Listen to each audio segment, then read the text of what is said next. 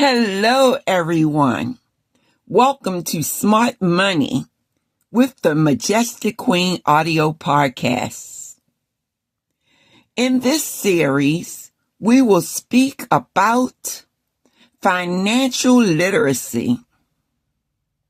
So I will begin with the topic, understanding money psychology. Money decisions are rarely logical. They're emotional, habitual, and shaped by experiences. The key influences to how we understand and relate to money stems from childhood money experiences, cultural and family beliefs, trauma, scarcity, or instability, self-worth and identity, fear, shame, or guilt around money. Now, that's just one category of how we are influenced by money. And then how we spend it to have our needs and our wants met. But there are other things to think about too. When you're thinking about money, think about the core money beliefs and mindsets. For example, you have the scarcity mindset. This is someone who thinks there is never enough. Then you have abundance mindset. This individual is likely to think, I can create and manage enough. Money avoidance. That means the individual is ignoring finances due to fear or shame. Money obsession. This is the person who equates money with worth or safety. Then you have the final category under core money beliefs and mindsets. It is deservingness beliefs, feeling unworthy of financial success. Let's talk about emotional spending. You hear that a lot. And financial triggers. Common emotional triggers are stress or burnout, loneliness or boredom, social pressure and comparison, anxiety or low self-esteem, rewarding oneself after hardship. Now, those are the emotional triggers that will lead us to spend money unnecessarily. And the whole point of this financial literacy presentation is basically understanding how we use money and then to ask the question, are we being effective? Well, Majestic Queen, I must say that I am guilty of emotional spending. There comes a time when I just feel like I just need to be out there spending. And it's based on something that did upset me. And so to make myself feel better, I'll go out shopping. Do I need it? No. Do I want it? Maybe not really. But it's a way to pass the time and a way that I can effectively handle money. Now, this is all about improvement, right, Queen? I'm quite sure you can identify with what I just said because a lot of women do the same thing. Get emotional, get upset, get mad, get happy, and off shopping we go. Well, we're trying to learn to be more efficient with how we use money. So, here are some healthy alternatives. We're going to pause before we purchase. Let me repeat that. We will pause before we purchase. We need to identify our emotional needs behind spending. So in other words, tell me about those triggers. What triggered you to go shopping if there was no need to shop? You can answer that question in the comments. Create non-monetary rewards. So instead of using your money to go out spending, find another way to reward yourself. Now, you have to be creative. What will work for me may not work for you. So an alternative that I may use is, well, I'm not going to spend money. I'm just going to relax, cook myself a nice dinner, and then after that, read a book. By that time, I will be calm. Now, there is a thing called useful, mindful spending practices. And I will talk to you about that a little later in this presentation. I will remember to come back to it.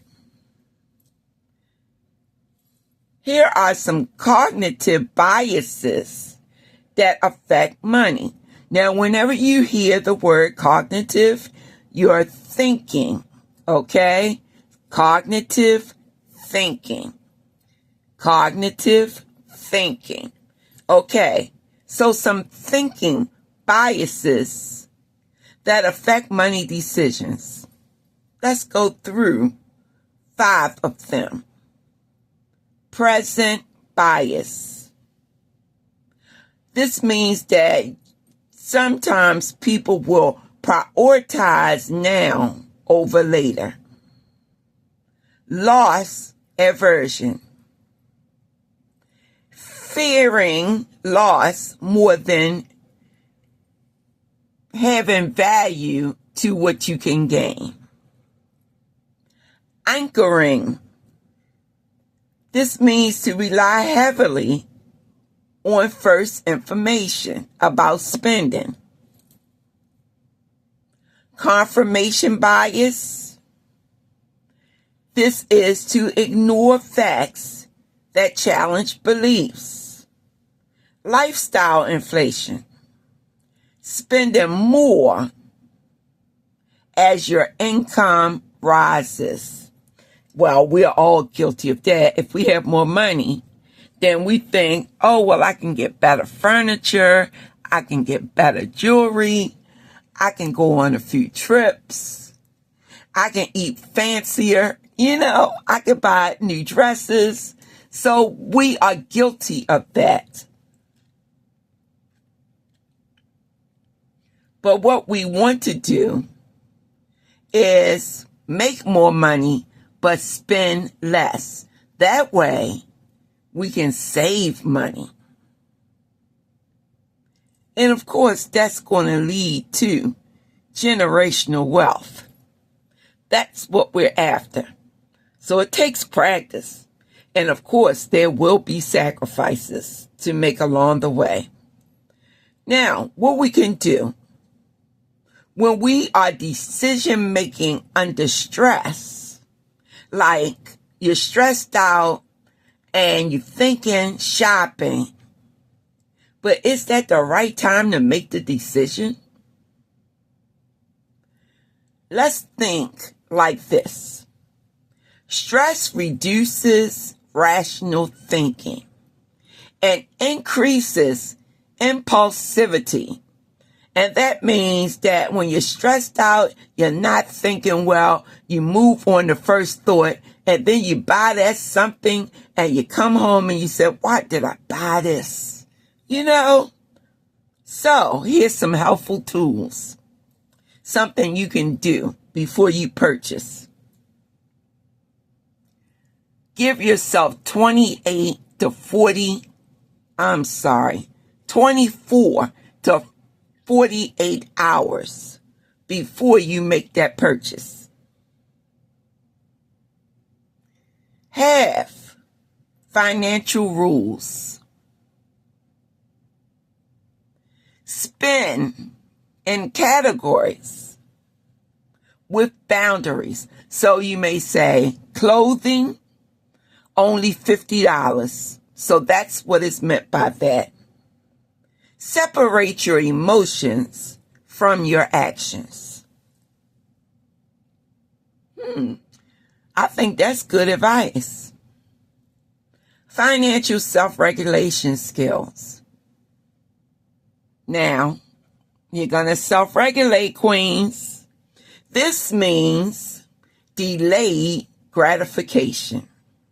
That means don't be impulsive and don't feel as though you have to have it right now. See, that's microwave thinking. I need it instantly. But think about it. Do you really need it? And is it something that you would really like to have? Emotional awareness. Knowing when you're too emotional to regulate yourself and to make appropriate decisions. Build habits over willpower. So the thing is this. You're going to make a habit to spend money a particular way. Like, for example, your habit may be $60 a week on grocery shopping. If you do that enough, then your brain will automatically think, I'm not going over $60. That's what's being said here. Habit building and not willpower. Consistency over perfection. Be consistent. And I just gave you an example. The consistency is every week, $60 only for groceries. That's consistent. Now, we're going into the category of money and relationships. Create financial boundaries with family and friends. Be careful not to get into power dynamics about income. That means you're not fighting with spouses or roommates or anybody about money. Have money conversations in relationships. Be particular about giving or lending. Make sure that when you're in a relationship, align your shared financial values. That means you're thinking like you're on the same page. Okay? Or at least, I would put a percentage to it. I would say 80%, 85% of the time. The majority of the time, you're on the same page and you share the same financial values. Now, heal and reframe your money story.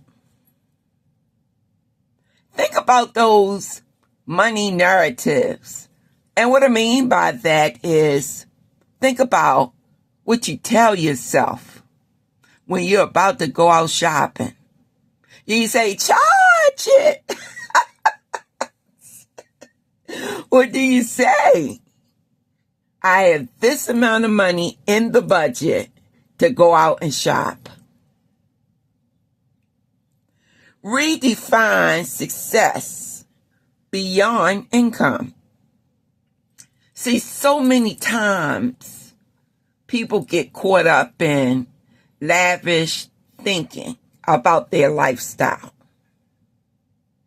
Well, who said that you have to display your wealth or your success by your income or because you have a particular income? Now, this is new learning for me just as well, because I am going to be cutting back significantly on some of the things that I purchase.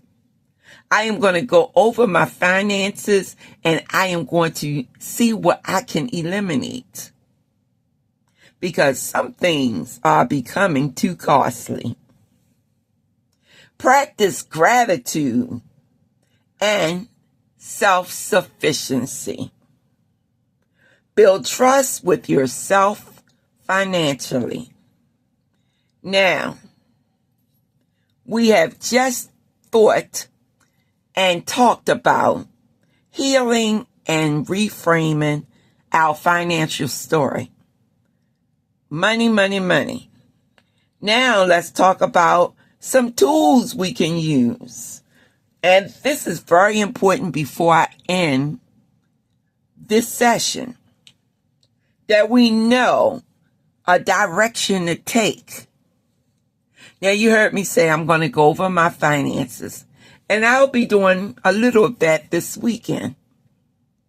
So I will be rather busy looking into things, organizing for taxes, and doing things like, if I get the opportunity, look into my budget, see how I'm spending money so that I can spend it a little differently.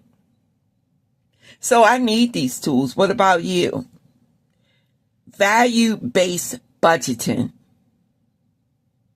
That means create a budget. Intentional spending plans. That means know in advance how you're going to spend your money. Pay attention to your savings, your bills, and investing. If you need to see it written, then get a journal. Use your book, your journal book, to journal your purchases so that you can track how you're spending money. And do regular financial checkups on yourself and make sure that you are sticking to the plan. Now, your journal book will tell you if you are going off target. So that is something that I will use to track spending. How does that sound, Majestic Queen? You can join them with me, because I am on this journey with you, and I am going to try to find different ways to improve the quality of life. I am so happy that you're here to join in the festivities with me. And that is the celebration that begins with making a change in how you think about and spend money. Hopefully this has been helpful to you. Don't forget to comment below. Subscribe to Majestic Queen Audio Podcast. I'm doing this for us. And when I speak in terms of we and us, I'm talking about women everywhere. Be blessed, everybody. And don't forget to live life with a purpose.